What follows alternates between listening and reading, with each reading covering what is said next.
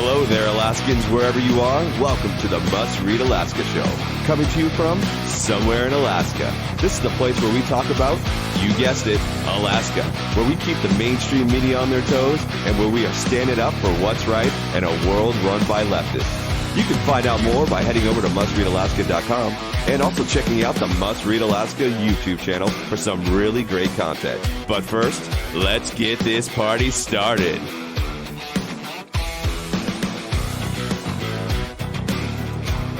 What's good, Alaska? This is Scott Levesque, and you're listening to the Daily Dose of the Must Read Alaska podcast. Thank you for joining with me today. We are so glad that you are here, and we got plenty to talk about. There is never a dull moment in politics here in Alaska, or even in our nation for that matter. But before we do that, as always, you know my plea, and you know what, guys? There's a little bit of time to celebrate. We hit 100 reviews already. I want to thank every one of our listeners, supporters, and readers for your part in this. It has been really exciting. We hit it before the end of the year. That was sort of our goal, and so we've hit that. But like I told you before, we're not going to stop there. So we're looking to get to 150 now. We got 101 reviews, and it's been wonderful. So if you have just a second, go ahead and give us a 5-star review. And if you want to go that extra mile, because I know there's a lot of you extra mile people out there, why don't you go ahead and give us a written review as well? We would really appreciate it. We've seen an influx of written reviews. You guys have been overwhelmingly positive, and we want to thank you for that. It has been great to read every one of those. So once again, if you got a second, give us a 5-star review. And if you want that extra mile, go ahead and take it and give us a written review as well. Well, here we go. We have so much to talk about. We've got some national news to talk about. We've got plenty of Alaska news, and I'm probably not going to hit everything that you want me to. But before we kind of go down the road, let's hit some quick hits here, some things that have come through the news wire. And let's just talk about this. So Suzanne wrote about Election Commission staff sets new campaign contribution limits of $1,500. Now that $500 limit thrown out by courts. Now this is going to be very, very interesting. Let me read you from the article written by Suzanne. The staff of the Alaska Public Offices Commission, APOC, as it's known, is set the campaign contribution limit at $1,500 from an individual to a candidate. Now that the Ninth Circuit Court of Appeals has thrown out the previous $500 limit, which was in statute. The Ninth Circuit and the Supreme Court said the $500 limit is unreasonable and it is severely disadvantaged non-incumbents, and also was not elastic to adapt to inflation. So this is the bottom line. The idea is that those who are challenging incumbents are not able to garner enough money to challenge them from a monetary perspective. They're not going to be able to get enough ads, so forth and so on. The problem with that rationale, and I don't really care to be honest with you, the problem with that rationale is assuming that the incumbent is not going to receive as many contributions from individuals as somebody who's challenging. I'm not 100% sure why that was sort of the idea, but here we go. Maybe it gives the challenger an opportunity to get more individual donations that can help out a bit more. I'm open to that. Suzanne also writes, also, another limit was created by staff. The non-political party group to candidate and non-political party to non-political party limit is $3,000 per year. Man, I will be interested to see how this works out. As many of you know, you can look up each candidate's contributions. You can see where they're coming from. And the real deal is this. Most of the money going to the candidates are from individuals, for sure. And there are some companies that donate and so forth. But a lot of the extra money is like funneled through many of the PACs. And many candidates have PACs doing the bidding, the marketing, the mailers, all that on their behalf, as we've seen here recently with Bronson and Jamie Allard. These are like dark horse. Sometimes it's hard to track down PACs. And in doing so, what you see is that the money that's funneling through them is thousands, if not hundreds of thousands of dollars, as opposed to what the candidate's going to get. So, maybe this will help challengers when they're trying to go up against incumbents. I'm not 100% sure that's the case. But regardless, I think this is really interesting. And we'll provide some up-and-comers. I know when we ran a campaign for the assembly on the east side, many of the $500 contributions were just – that's difficult, man. $500 is difficult to run a campaign on, especially when you have a challenger. But to be able to up that to $1,500 per calendar year and then carry that over, particularly in the municipality assembly elections, which happen in April. So candidates really, kind of sign on in early fall and can build that contribution list up, and then as soon as the new year hits, hit those same people up again. That's a big deal. It really is a big deal. So that was something a little bit interesting coming across the board. Another interesting development here in Anchorage is the fact that Dina Bishop, the ASD superintendent, will retire at the end of the year. Now, what ended up happening on this announcement was a windstorm of left-leaning bloggers trying to somehow correlate Dina Bishop's resignation with a lieutenant governor run with Governor Dunleavy. Now, that has been dispelled. Governor Dunleavy said there's no truth to those rumors, but that certainly did create quite a little stir early on when that announcement came out. The bottom line is this. The reason given was to spend more time with the family, and you know what, that very well could be. But I got to tell you, through 2020 into 2021, I'm sure it was not easy to be the ASD superintendent with everything going on. And as a matter of fact, some of the moves that were made were highly criticized. There was a lot of back and forth. Some people have felt like they were misled. Others felt like there was not enough restrictions. There was obviously coronavirus is a polarizing issue. And this is a great example of maybe it was too much. Like the stress, the politics, whatnot, maybe it was too much. I don't really know. I don't know the entire answer, but I do know this. The reason given was to spend more time with the family. Now, if you don't remember this, Dina Bishop was also the superintendent in the Matsu Valley School District as well.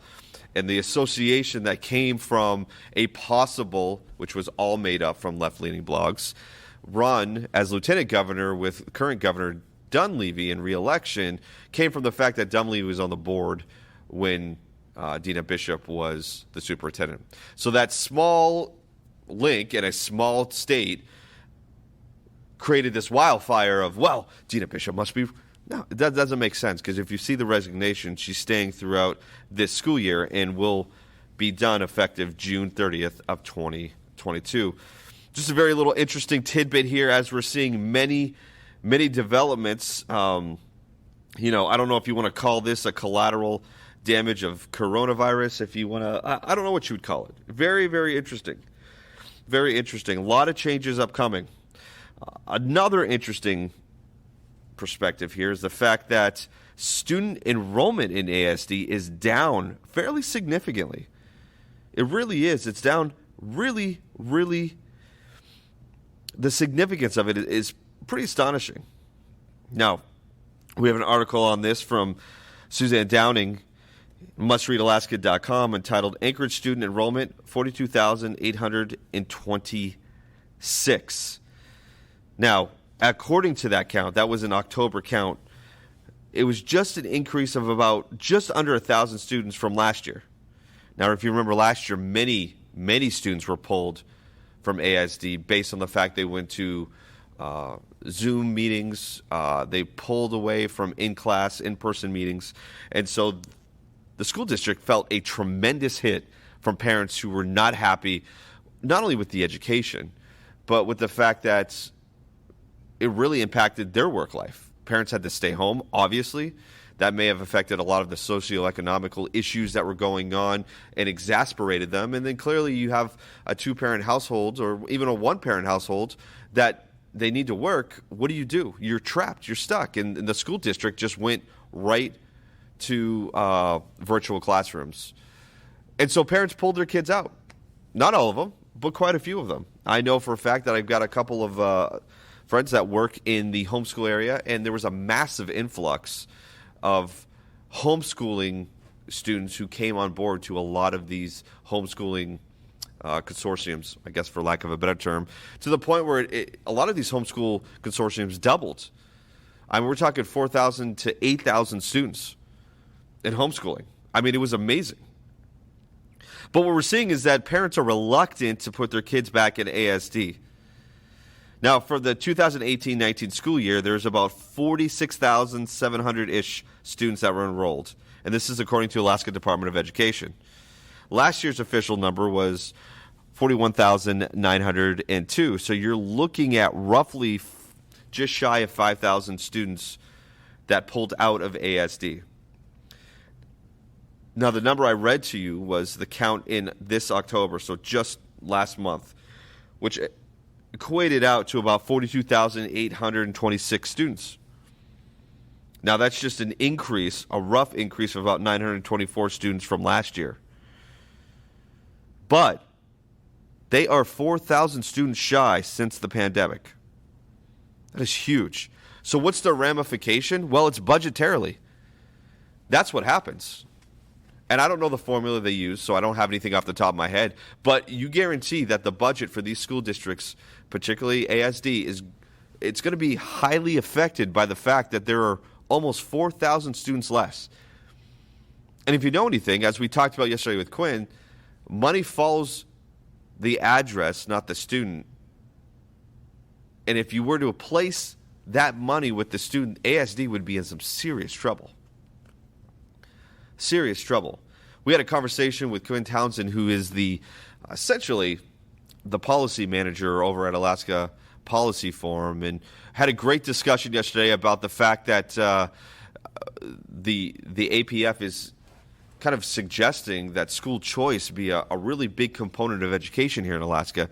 And many of those reasons have to do with the fact that Alaska's academic outlook, particularly in math and English, is very poor. It's usually on the back fourth end of all the states in America. So usually residing anywhere from about 42 to 50-ish, which is awful.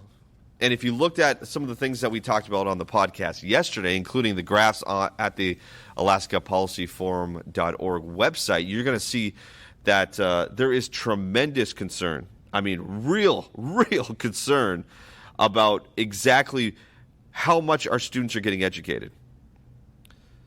The Peaks performance of 2021 does a clear job of showing that. I mean, it really does. And we talked about it yesterday. So if you didn't listen to the podcast yesterday, I would highly recommend you going back, downloading that, and listening to that, because Quinn gave some great insight on exactly what's going on right now in Alaska's education system and the fact that we are trending down. Now, I'm not blaming teachers for that. I'm just trying to figure out what is going on. And one of the ideas is why don't we give parents, families, the power to choose where their kids go to school. That's one of the suggestions there. So school choice was a component of what we talked about. But very interestingly enough, you are seeing a significant decrease, in my opinion, with 4,000 students who have not yet re-enrolled back in ASD, which was the number of about 46,700-ish students prior to the pandemic. So you're sitting 4,000 students less still in 2021 going into 2022. Just a major thing. I think it's something that's worth talking about, particularly here in Anchorage. I'm not 100% sure what the Fairbanks or the Kenai Peninsula Borough numbers are, but Anchorage, there's 4,000 students is a lot of students in the school district. Lastly, just to touch on is President Joe Biden has decided that we're going to push out this vaccine mandate for businesses that have over 100 workers. Now, last we checked in with Mr. Biden, he was on the campaign trail. We'll talk a little bit about that. He was in Virginia trying to pull for the Democratic, I guess I would have to say front runner. I mean, by all accounts, Terry was pretty much the front runner. He had Biden there. He had President Obama there. Former President Obama. It still feels like same administration, though. Kamala Harris was there. He had all the big guns out for him. But Joe decided that he's going to now push back the mandate for those businesses that have over 100 employees to January 4th. Okay, let me read a little bit here from the article Suzanne wrote. Under the title, Biden's Jab Rule, businesses with over 100 workers have until January 4th to enact mandate. Reading from the article, the Biden administration today announced that businesses with more than 100 employees must have their workforce fully vaccinated for COVID-19 no later than January 4th. Those who do not comply must enact weekly testing of their unvaccinated workers, and unvaccinated workers will be forced to wear masks, while vaccinated persons will not, according to the regulations released by OSHA. Amazing. Here we go.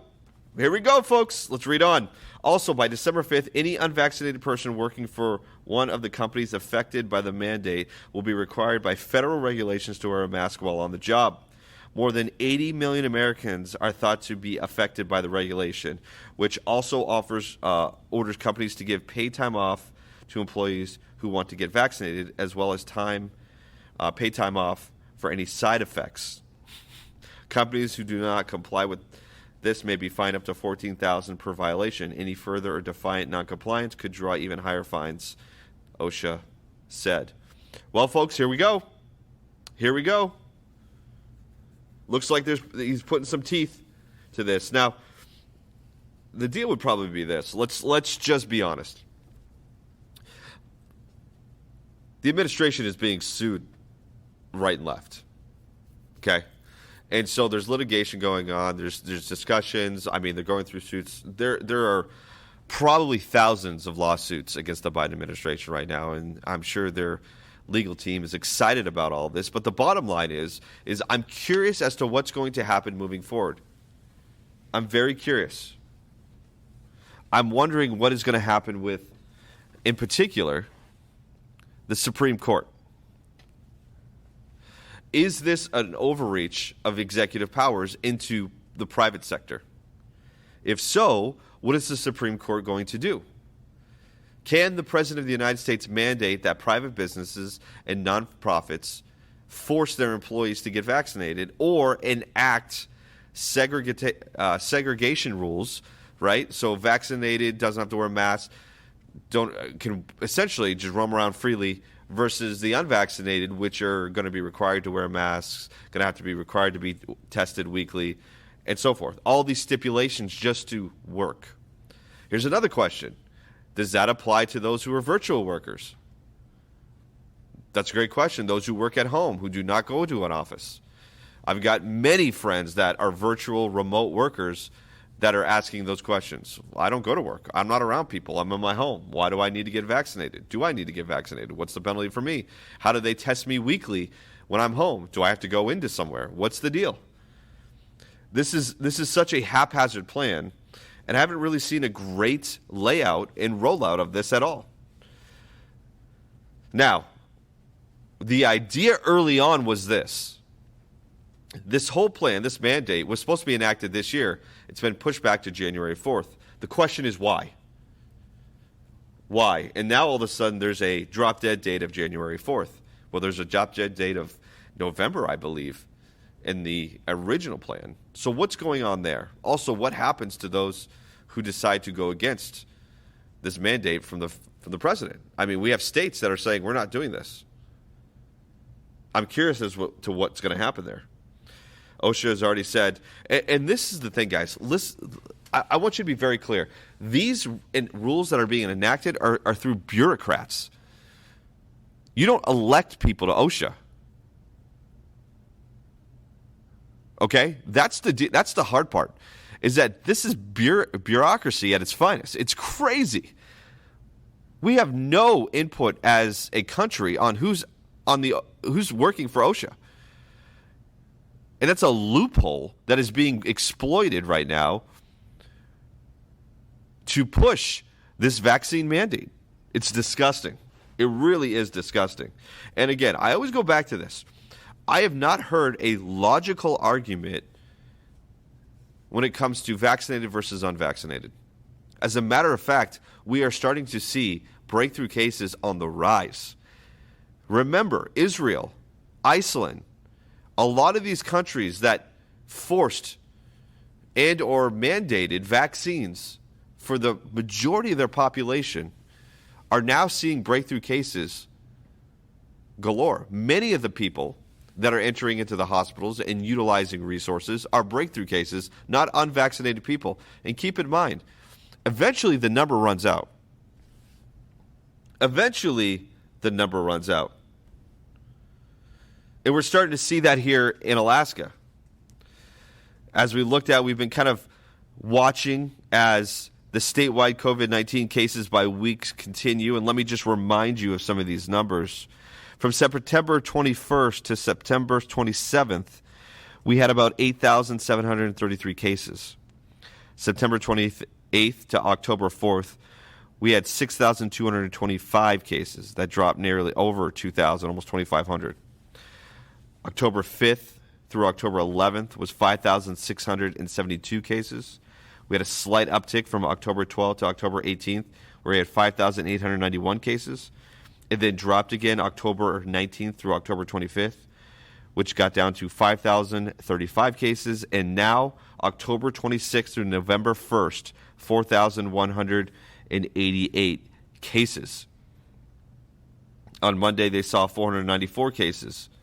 But over the longevity of this graph, you were seeing the decreasing of new COVID cases. Keeping in mind, Alaska is still one of the top states to continuously test for COVID. Still. But as predicted, there is significant decreasing. I mean, from October 19th through the 25th, there was 535 cases. Now, from October 26th to November 1st, 4,188. That's a decrease of 17%. And it will continue to drop. Now, I guarantee you, in the Anchorage region, the Assembly is going to try to take credit for this, for the mask mandate. I can tell you right now, I have been out and about in Anchorage. There are not many people. Let me rephrase that. There are a lot of people that are not wearing masks still. Restaurants, stores, so forth. What this is the natural progression of a variant coming through, taking its toll, and going down. That's not to take away that every life lost is a tragedy. But right now, we are seeing, once again, the fact that the COVID cycle has taken its course, especially with this variant. But what ends up happening is we're making policy based on in the moment as opposed to looking at the trends. If you look at Florida, Florida has one of the lowest case rates out there, and they've enacted no mandate. None at all. Which begs the question, what are we missing here? Because here's the deal. Many will say this, okay? Here's what's about to happen.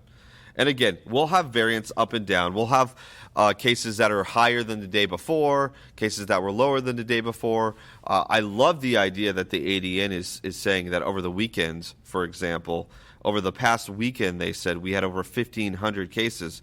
The problem is I believe you and I, and most people would consider the weekend Saturday and Sunday. Unfortunately for the ADN, they keep Saturday, Sunday, and Monday on there. And I saw that because if you look at what they were talking about in terms of 1,500 plus cases, it included Monday. And if you've looked at the data through the weekend since the pandemic, Saturday is normally high because people have more availability to test. Sunday's generally lower, and Monday's generally the lowest. And then it kind of cycles through. But we've got to be very honest and transparent. And as I've said before, the raw numbers, the 36,000 foot numbers are great. Yes. I think from that you'll start to see. You are seeing this curve. And now it's on the downtrend. But what's really important, and I think what really breaks down significantly, is the fact that we need to see below just that 36,000 foot view. And that's where I think a lot of people, particularly our listeners and people who are trying to understand what's going on with the pandemic or what's just going on with, COVID-19, they want to see those numbers. And if I'm them, I totally understand that, because here's the other thing. I want to see exactly how many people are vaccinated in the hospital, how many people unvaccinated in the hospital, and how many people are just in the hospital because it's winter and there's an accident or there's snow machining or whatever the deal is. Because what we get is we get these generalities. It's 75%, 79% of total hospital capacity is of all hospitals are occupied. So all the beds in Alaska, 79% of them are full or taken up.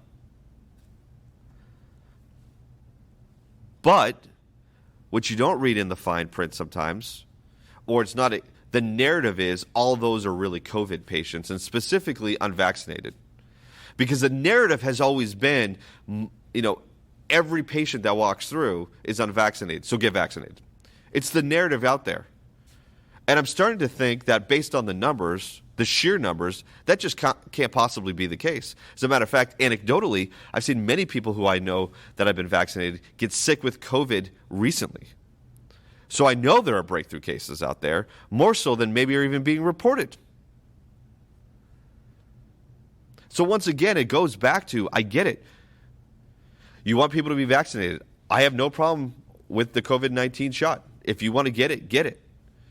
But when the logic of those who don't get it breaks down to this, you're a danger to everybody, I still haven't heard a logical explanation for this. I still haven't heard it. We could talk about viral load. We could talk about contractability. We could talk about the ability to spread the virus. We could talk about all that. And yet I haven't heard a logical reason. I hear a lot of emotional reasons on both sides. But logically, everything seems to break down. Because when we start talking the logic, what ends up happening is that people get emotional about it. And so that breaks down, and all you get is people mad and arguing with each other. And here's where we are. But, again, I don't want to make the whole podcast about COVID. Unfortunately, that seems to be ruling our lives still. But let's shift our focus, Alaska. I want to shift our focus because I think this is very interesting. Listen, this past week, obviously in Virginia, there was a massive turn of events. And those who were in the conservative Republican side of the camp felt a euphoria they haven't felt in a while. I would almost link it to when Donald Trump won the presidency in 2016. Because many people were saying, we won, we did this, we did that. That kind of collectivism was being talked about when it came to Virginia. And that's the fact that the new governor-elect, Glenn Youngkin, a conservative Republican, beat out Terry McAuliffe, and he did so in a fashion that just surprised everybody. The CNN, MSNBC feel that night had a very similar feel to when Donald Trump won the presidency in 2016. A lot of stunned, astounded, speechless, right into name-calling of those who voted for Youngkin. And I don't want to get into the specifics of that. I mean, you could go and look at all the data on that, and it was pretty exceptional. You saw that Youngkin took 10 or plus more points from specific areas that wasn't even accounted for in the exit poll. I mean, it was astounding to watch from a campaign strategy level. And I don't want to get into that because that's getting into the weeds and I'll bore you. But I want to get into the bigger themes of what this looks like. There was heavy hitters in Virginia, which is purple at best, trends blue, that were campaigning on the incumbent's behalf. Terry McAuliffe was the incumbent to the governorship. Yet Youngkin came in and completely outperformed what anybody had expected. And there's a couple of themes I want to go through. Number one is this. Republicans and conservatives need to campaign, and I've heard this and I agree with it, campaign on cultural issues too. One of the things that really spurred Youngkin's campaign was the fact that Democrats keep hurting themselves. They're doubling, tripling, quadrupling down on things that parents don't want. School boards, for example. Youngkin targeted and said, this is what I'm going to do when I become governor. I'm going to make X, Y. And he hit a cultural issue that has been pervasive throughout the country. Republicans and conservatives cannot be afraid to talk about social issues, cultural issues that are important to their constituents. That is one thing that that is a theme we must understand.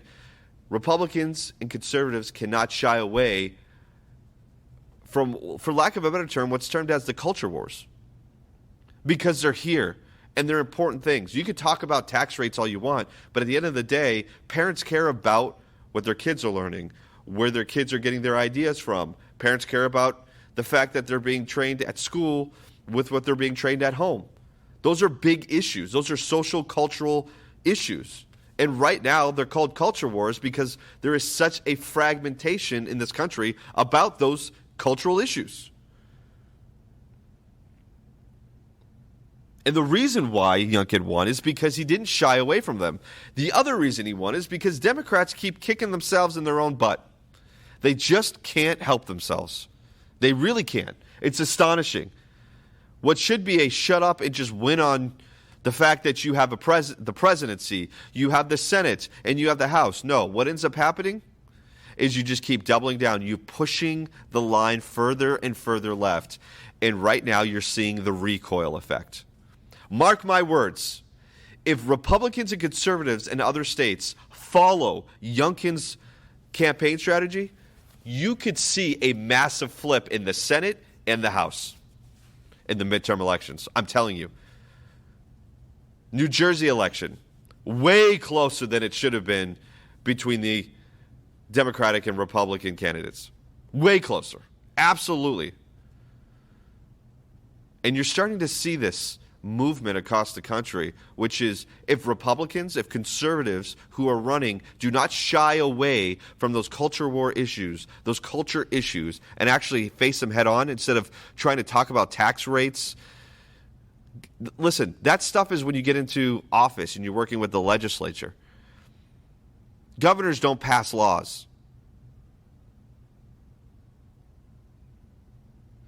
The point is, take note from Youngkin's playbook. You have now a Republican governor, you have a Republican lieutenant governor, and you have a Republican attorney general in the state of Virginia. A sweep. And that has trickled down. Listen, you think the Biden national campaign trickles down? Now in the midterm elections, it will trickle down. It is going to be a massive, massive swing the other way. And especially if Biden continues to double, triple, and quadruple down on these policies that are, frankly, the reason why he's at 38% approval and dipping further. My plea is this. Republicans, conservatives, look at the Youngkin playbook. Look at it and make sure you follow it. Or at least take aspects of it that were just applicable to where you are. Because it was well played. And now Virginia is red. All right, guys, that's it for me. Rambled on today. There's a lot of topics to talk about. But again, we'll be back tomorrow. But until then, take care, Alaska.